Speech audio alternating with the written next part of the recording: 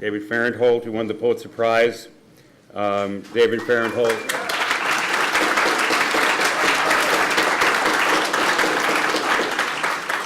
The man that Donald Trump meant when he said enemy of the people. And David Fahrenthold, who's squeezing us in because he's just won the White House Correspondents' Award, and he has to be back to accept that. And in fact-checking that, I discovered that the president isn't going to show up because David will be there. And so with that, John and David are going to have a conversation. Thank you, Lowell, and thanks everybody for joining us. As is typical with Lowell, he stole all my lines, the T-shirt line. He's the man single-handedly responsible for this T-shirt. That's why I wore it in his honor today. I think it's a real pleasure to have David with us, obviously. He's a household name today, not just for journalists, but for people in the United States and who care about politics. What we're going to do is we're going to talk about what David did. We're going to talk about some lessons that all of us can take from the experience, and then we're going to open it up for questions. We have a few images to show you to sort of chronicle the journey that he took. I think just one thing, the Post editor, Marty Barron, said in the story on David's Pulitzer that David had reimagined investigative reporting. And Marty said that traditionally reporters had kept their work secret and guarded until they had developed enough information to publish. And David instead shared his progress on stories via Twitter and openly asked readers for tips and information that guided his work. Barron noted, Marty noted that his process now has a name, the Fahrenthold method, which we both think is pretty funny. It's amazing, yeah. But we're going to learn today what the Fahrenthold method is, and I think it's a model for transparent journalism, and it's a model that can be used in a lot of other instances. We'll talk about that. So what you're seeing is a collection of David's stories in a book, and we'll go to the next image and you'll see the work beginning. This was the first big story, and David, I wonder if you want to talk about what you did to get to this point and what this story represented. So at the very beginning of 2016, I saw Donald Trump at this event in Iowa where he gave away, in the middle of his campaign rally, he stopped the rally and took out this giant check, like a golf tournament-sized check, big enough that you could see it from the back. And it was he called up a local veterans group from Waterloo, Iowa, where we were watching this rally, called them on stage and gave them this $100,000 check from the Donald J. Trump Foundation. And they said, "Thank you very much, Mr. Trump. Can't wait to see you in the White House." They go back down. The rally starts again. And that caught my attention because, those of you who know charity reporting, that's basically illegal. You can't use your charity to boost your presidential campaign.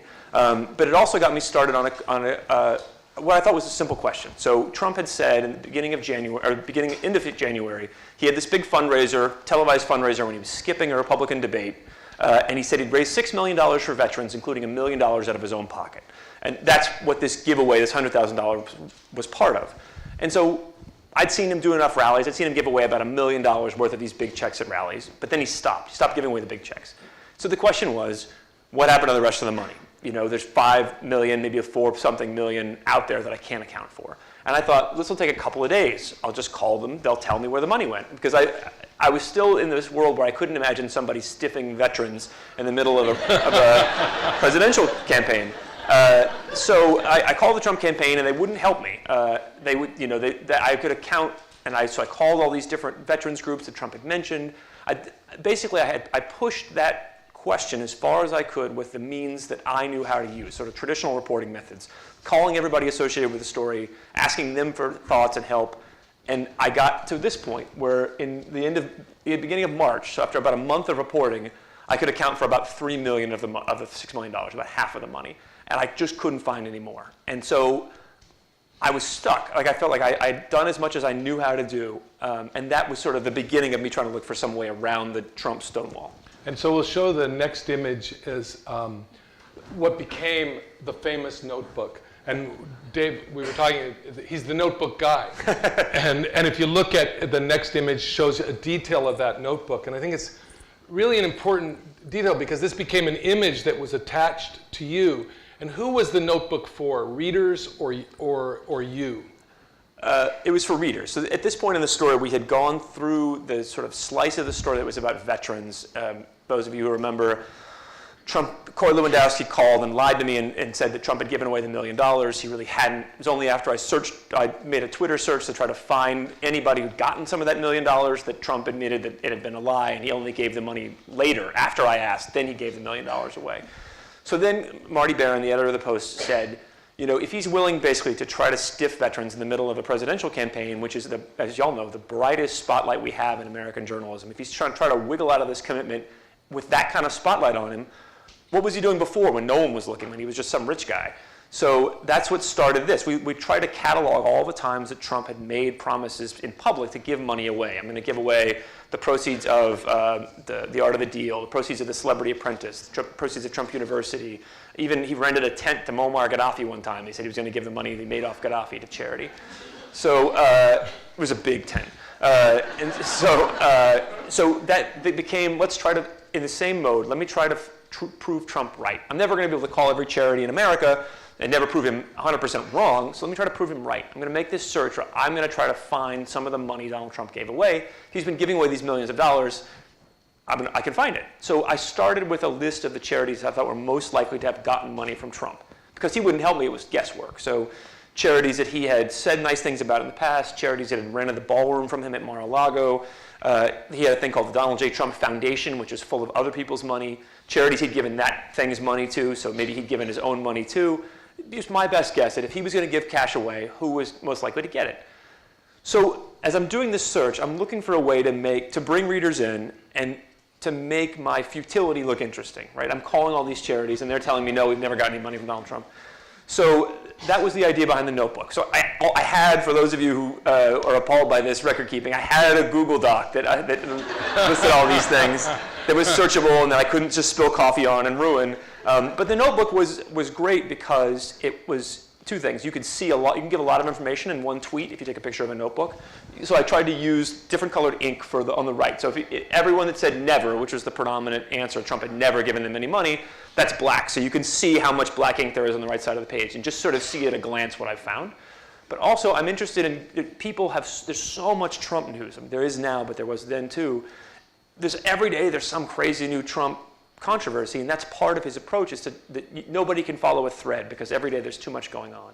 So I want to give people a way to pick up my thread, my thing that I'm doing. So this is a visual way of doing it, right? If you turn on Twitter and you see my notebook go by, you go, oh yeah, it's the notebook guy. I remember what he's looking for, and it's a way to remind readers, oh yeah, you know about this. Now jump back in and see what I just found.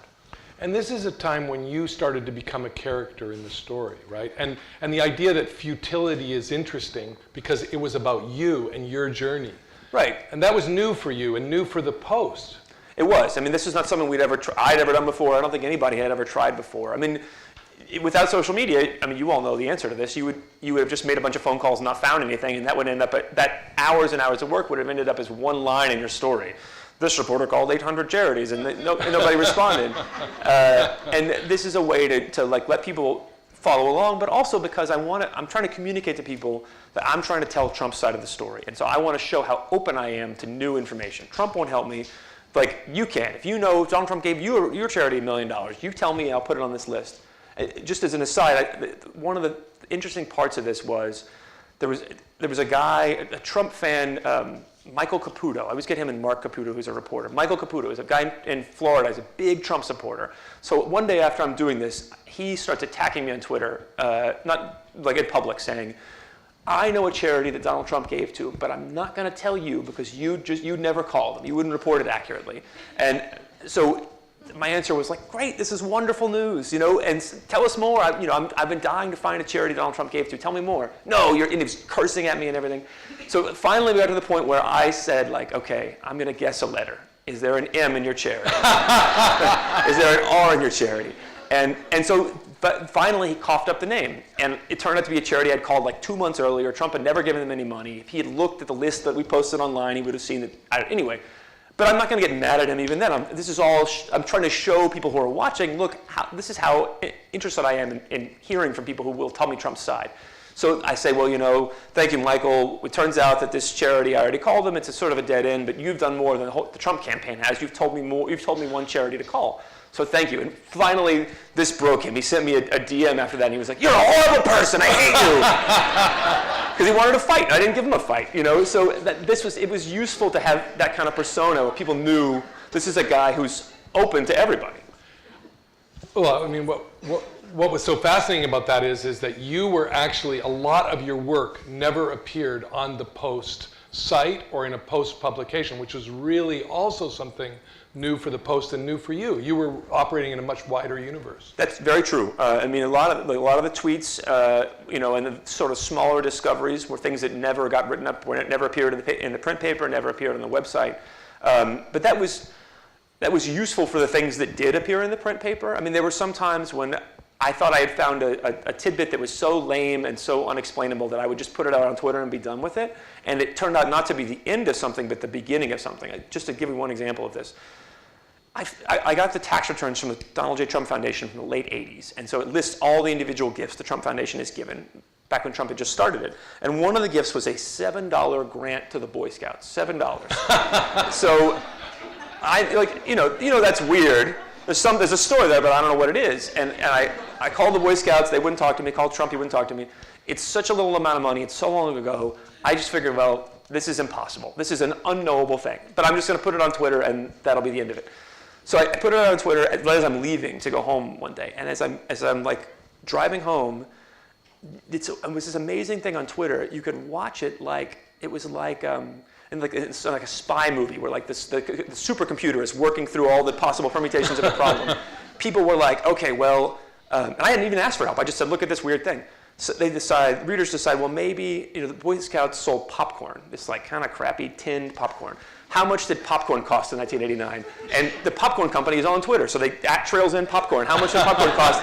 And Trails End Popcorn says, no, it was $5 in 1989. Okay, so discard that. And so then somebody found Google scans not just old newspaper like stories, but the whole paper, and so you can search the ads and other thing. And they found newspaper ads from 1989 in which it said, register your son for the Boy Scouts. Registration is $7 for the year.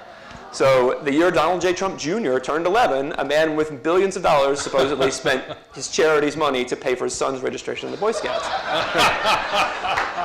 But that's something that if I had not had that kind of engagement outside the bounds of a story, I never would have had that access to readers who knew the answer. And maybe no editor would have been interested in the $7 donation Totally, to the Boy Scouts. They would have said, come on, you're kidding. Who cares? Yeah, right. But it turned out it was really interesting. If we go to the next image, I think you start to see, maybe we can talk about these two things. One is related to the Tim Tebow helmet, and one is related to a Donald Trump portrait, both purchased by the charity. Maybe you can talk about the use of social media to figure out what happened with these things and how you used it. Right. This is something where, one of the things I realized in this, kind of by accident, was that we all think of ourselves as great diggers. We know how to find everything. We can, we pride ourselves on our ability to find things. But at least in my case, I realized that so much of what I can do is limited by my experience. What systems have I used? What did I cover in the past? I cover the cops, I cover the courts, so I know how to do those things. But so I'm limited by what I've dealt with in the past or what my editors have dealt with.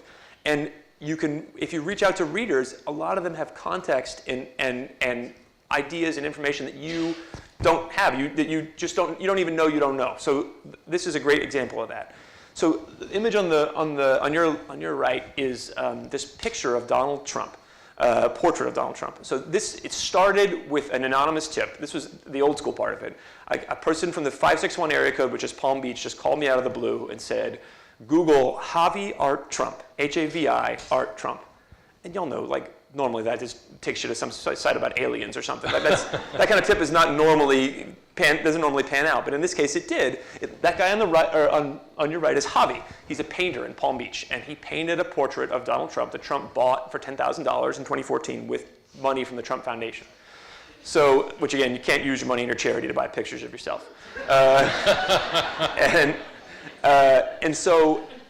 There were two portraits like this that Trump bought with charity money. One of them I never could get a picture of to show people. This one I could. And so I could show people on Twitter, look, here's this picture. I need to know where it is. Because if he bought it with charity money, it has to be used for a charitable purpose. He can't just hang it in his house or at a bar or whatever. So I put that out there. And again, the limit in the old system, before social media, like I could have sent freelancers to the Trump properties that are open to the public, and they could have looked around. But who knows? That would have been expensive and time-consuming, and who knows if you would have found it. In this case, I put it out there, and at like 10 o'clock in the morning one day, and one of my Twitter followers, a woman who's a short story writer in Atlanta, like I've never met her, probably never will meet her, she sees it, and she sees this painting, and has the thought, two thoughts. One, it's so ugly that Trump won't hang it in his own house. That he thinks he will hang it where the public has to look at it. And so then she thinks of Doral, Trump's golf resort at Doral. She goes to the TripAdvisor page there. I really have never used TripAdvisor. And it's a place where people post like their own images, user-generated images of whatever the resort is. So there's 500 user-generated images on this site. And it's like the 18th green, the hotel buffet, all this stuff. She starts scrolling through those, and like 300 photos in, finds a picture of that. Not that picture with Trump in it, but a picture of the portrait, and it's hanging on the wall of the sports bar in the resort at Doral. There's some guy next to it, like, you know?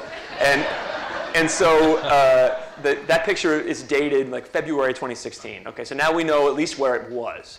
And so like, at that point, I had so many Twitter followers that like I didn't see it the first 2 times she tweeted it at me because it got buried under other stuff, so she emailed me finally. I found it, and then I was like, well, I have to send a freelancer. I'll send a freelancer tomorrow morning to Doral to try to get in. But I posted it on Twitter that night saying, look, here's where it was, at least in February 2016. We need to know where it is now. And then a guy named Enrique Acevedo, who was an anchor at Univision, the Spanish language TV network, he saw it. His studio is 4 blocks away from Doral. He gets off work at midnight, and he made a reservation that night. Goes to the hotel, checks in. He talks to the cleaning staff, and they let him into the sports bar, which had been closed. And there it is. Takes a picture of it.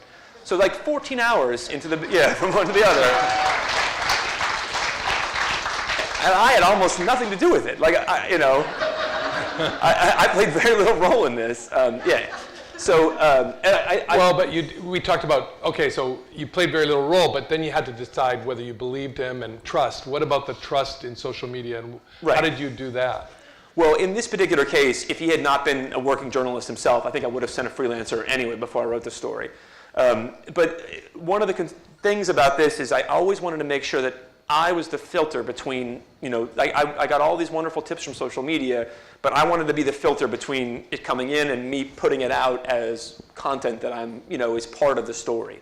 Not because I think I would get a lot of hoaxes, I didn't really, but because, even people who are well-meaning, who are not trained journalists, they don't have the same standards of evidence as we do, haven't had the same experience of thinking they know something and being wrong and wanting to double check it. You're always conscious of that. And so, I always wanted to be the one that would decide, okay, this is, I wanted to put some of my own checking into it before I put it out on the other side as content. Perfect entree to the next image. I think we should go to the next image. I mean, this is the most famous story, I think, that you've done. Yes. And you received a tape like this. You could have just put it out there, but what did you do, and what happened in that case? Well, so we got it at about 11 o'clock in the morning on a Friday. It was not something that we would have been expecting. We'd heard, like a lot of you guys, about apprentice tapes. There's this mythical apprentice tape where Trump does all kinds of bad things that we looked for and a lot of people looked for and never found. So we weren't expecting this, and then this appeared. And so the post-video team did a lot of the work. I mean, they took the video, which is like 5 minutes long. So it's the first 2.5 minutes that you've seen where Trump and Billy Bush are talking on the bus. They get off, they greet Ariane Zucker, the soap opera actress who's waiting for them. And then the next 2 minutes are like a boring tour of the back lot because Trump's going to be on a soap opera. So they cut that part off. They subtitled the part where all the stuff happens that was newsworthy and transcribed it, did all this stuff, talked to the lawyers. They did a lot of the work. So my job, though, was to make 5 phone calls. So I had to call Ariane Zucker, the actress, the publicist for her, Nancy O'Dell. If you remember, so she was the co-host for Billy Bush on Access Hollywood at the time. If you all remember, there's a part at the beginning of the tape where Trump tells this story about taking a woman, he's trying to seduce a woman, he takes her out furniture shopping. That's Nancy O'Dell. So we thought it was from the context, he calls her Nancy, so we wanted to talk to her. Talk to Billy Bush, if we could, to NBC, and to Trump. The first 2, the Nancy O'Dell and this actress. This is a really interesting experience for me as a person who covers Washington. The difference between covering Washington and covering Hollywood. Like in Washington, like I can't call and get Chuck Schumer on the phone. Probably some people can, but I can't get Chuck Schumer on the phone. But I can be confident that I'll get Chuck Schumer's spokesman on the phone the day I call, right? In Hollywood, and probably I'll get Chuck Schumer's spokesman when I call. He'll pick up, right? In Hollywood, that is a grievous loss of face for the publicist to speak to you when you call. It shows how unimportant they are. So I would get the publicist's assistant for the soap opera actress, and I would be like, listen, and then she'd be like, oh, well, the publicist doesn't come back till Monday. We're playing this whole game. And I was like, dear God, do you have any idea what's going to happen to your client? Let me try to explain what's going on. And they never got it. Finally, I sent the soap opera actress's publicist a transcript of what Donald Trump had said about her client. What do you say? I want to make this simple. What do you say about this? And she wrote back, you're welcome. She never got it. So Billy Bush's people wouldn't talk to us. NBC, we called them saying, basically the question was, are you going to sue us because this is your Access Hollywood's an NBC property, and are you going to say it's a hoax? Because the part where Trump says all this stuff and Billy Bush says all that stuff, you can't see them. You can just hear them and you see the bus. NBC didn't comment on the record, but they had their chance to say they were going to sue us, and they didn't. That left Trump. And so I sent Trump's people a transcript of the remarks, and Hope Hicks got back to me and said, that doesn't sound like Mr. Trump. It doesn't sound like something he would say. Can you send us the video? And there was a lot of hemming and hawing on the editor's side, but finally they decided, yes, we'll send them the video. So we told them, okay, we originally told them 3:30 was the deadline to publish. We told them now you have till 4. So in between, it got to be 4 o'clock, and they hadn't gotten back to us. The lawyers and the editors were confident that we had their story. So we were about to publish, and actually, like, Terry Rupar, the Post National Digital Editor, was walking from my desk to her desk, like 30 feet to hit the button and publish. And they called, well, she was in the middle of that walk, the Trump people did, and said, stop, wait, we have a statement in which he admitted basically that he'd done it. So if he had not done that, we still would have published the story. And we were so scared that NBC was going to beat us on that story, and in the end, they published like 4 minutes after we did. So, which is the best feeling in the world, to be first and not out on a limb. That was the best you could possibly hope for, right?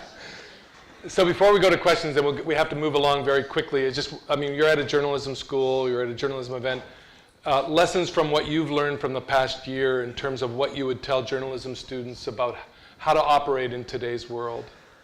The main thing I thought I learned was that to try to maintain on social media a presence where people feel like you're not prejudging whatever you're writing about. And it's important to have a voice and for people to feel like they can trust you and like you're a real person, not a robot. But I find just in terms of, if all you care about is retweets and follows and things like that, nobody cares about your opinion. Your opinions are probably dumb. Having good opinions, smart opinions, is a whole different thing than what we do, and it's hard. And you shouldn't try to do it. And it drives people away from from trusting you. And nobody shares it. The people that have opinions, like hot takes about whatever, nobody shares that. Because that is, everybody else is doing that on Twitter. What sets you apart is that you have facts, and that you're somebody who seems to be following those facts wherever they lead. So to be conscious of that, not only in your reporting and the way you talk to people, but in the way you present yourself on social media, because you turn off so many people unconsciously, and you never know if you're somebody that they think is always sort of snarking at one side or the other, or if you're just like snarking in general. So I tried really hard to make sure that people saw me as somebody who was like kind of corny, but maybe like open, honest, and excited about whatever I was learning. Before one thing you've said is that before turning to social media, you do your homework. You get as far as you can, and then you go to social media. And I just wonder if you can talk to people about that in terms of a practice of journalism and why you do that. Well, I think people want, the public is good at simple tasks, right? If you're going to ask people for tips from the public, you want to give them as narrow a parameter as possible, right? So you don't get buried under a bunch of stuff that's not relevant. And also because you're involving them in this story. You're telling them a story about what you're trying to learn and the hunt that you're on. And you don't want to confuse them, right? You want them to understand exactly where you're pointed. So I felt like I had to have pushed what I could do to the limits before I asked them for help. For that reason, I don't want to ask them for something that's obvious, and I want to be as specific as I can about what I want. And so I think that's when they can be the most helpful. That's great advice. We'll take 1 or 2 questions, Janice. We have 10 minutes? Oh, Great. You can tell David's going to be able to go for a long time. So, but I think going to questions is a good idea. Yeah, I mean, why don't we open the floor and yes, sir, back there. Right there. If we can get up. Hi, I'm Byard with Reveal here in the Bay Area. And I was just wondering if you could talk a little bit about other journalists who are doing similar things on social as far as process and transparency that you follow and you admire. That's a really good question. The two examples I think that have been really interesting lately are ProPublica has done a lot of, I mean, they're in general great at like building maps, you know, not literal maps, but building data sets that other people can use and helping people navigate them. They've done a lot of really good stuff in the Trump era about like, you know, did Trump and Ivanka really resign from their corporate leadership positions? Who are the landing teams at all these agencies that Trump has put in? Like, they've done an excellent job at assembling that data, making meaning out of it, telling stories about it, but also leaving it there so you can use. One of the most interesting examples that's been done lately was by Christina Wilkie at the Huffington Post, or the Huff Post, which just got renamed. So she, Trump's inaugural committee put out its donor list as required by law a couple weeks ago. And so what she did was, it's 1,500 names and addresses and dollar amounts. And everybody that wrote the story the next day when it came out saying, like, here are the biggest donors. They focused on the top, you know, the biggest money donors and who was trying to gain influence. But she wanted to look more broadly and to say, like, are these records even right? And if there's like shell companies or other mysterious donors, let's try to figure out who's behind them. So she took data that my colleague Stephen Rich, who's here someplace, scraped off Stephen Rich is a star of data journalism. He scraped the filings and built a database of 1,500 names, name, address, dollar amount. And what Christina said was, she put it in a Google Doc and she said, okay, readers, choose a name, whatever name, high dollar amount, low dollar amount, and find out, do the name and address match? You know, can you learn anything about whether this person is a real person? If they are, who do they work for? And so she had thousands of people doing that, and then she set up kind of an intermediary system where like 15 trusted volunteers were allowed to pick through the comments and then put the stuff that in a field of the Google Doc. And in like 3 days, they had found, I think out of the 1,500 entries, 340 of them at least were erroneous. Like they had contained errors. Like there were some people who didn't exist living in vacant lots, and one of the women featured in Hidden Figures, that movie last year, this legend of NASA, who's 98 now, was listed as having given this giant donation to the Trump inaugural committee when she hadn't. So that was an amazing thing that she did really, really fast. And I think they've just begun to understand the errors there. I think there's much more to be found. That's really been encouraging to me. Yes, sir.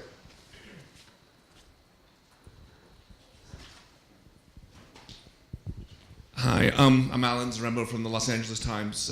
Thank you first for all of your amazing work and letting us know, who this candidate was. There was so much good investigative reporting. We tend to measure our reporting by its results, and so I'm wondering what it was like for you when he won. Well, I didn't think that I had like swung the election. Nobody, the Trump Foundation stuff got some pickup, some people cared about it, but it didn't make a huge dent in the election, in part because you're dependent on like other news organizations and the opposing candidate to make it a big deal, and Clinton really didn't make the Trump Foundation a big deal. She sort of mentioned in a couple debates, Obama mentioned it a couple times. The Access Hollywood tape was a really big deal for a while, but I didn't think even that was going to be the thing that swung the election. So, yes. But David, we talked about, one thing that struck me about David's work was no competition emerged. It was very strange. David started carving ground, and yet typically, especially when you're at the Post, the Times is going to jump, and there's going to be a tension, right, if anything's hot. Yeah. And in your case, it was like they ceded it to you as if like maybe it didn't matter that much, because it's just like, where's a painting? They didn't see the character issue that your stories revealed, right? What about the competition and the lack of competition on the story? Well, there were obviously was a lot of other stuff people were writing about Trump, I think maybe people thought the dollar amounts of the Trump Foundation were not that big, which they weren't. So I don't know. I wish there had been more competition, just because I feel like in a campaign like that, you sort of depend on kind of a snowballing media effect in order to make things bigger and bigger. And that didn't really happen with that story. So I don't know. The thing that I took away from this was even a big story like the Access Hollywood video, it's just one thing in a campaign. Campaigns are so big. It's hard to say that any one particular thing had that much of an effect. So I'll tell you, the night of, I was writing the web lead all the night of the election, and I had actually, we had to pre-write Trump wins, Clinton wins, and I pre-wrote the Trump wins version, at like 3 o'clock in the afternoon when nobody thought Trump was going to win, thinking like, oh man, no one's going to believe I'm writing this story about Donald Trump winning an election. And so like 3 o'clock in the morning, when Trump wins, we posted my thing online, and like immediately some guy wrote me on an email being like, haha, you lose, and it was like, I wrote him back. I was like, listen, buddy, like Donald Trump is a full employment act for journalists. We're getting watch ads because of the traffic Donald Trump brings to our website. Like, don't feel bad for me. If you like Donald Trump, it's now your turn to start helping him. So, I didn't put that much identity into whether the election came out one way or the other. It's just so much bigger than me. Other questions? The woman in the back, the yellow, yeah. Hi, Ellen Weiss from Scripps News. First of all, as a Washington, D.C. based consumer of news, I want to thank you because your reporting was great. But also as someone who leads an investigative newsroom, I think one of the things that I struggle with my folks is this need to keep everything secret until you have it all. And I really admired how you and how places like Publica have said, no.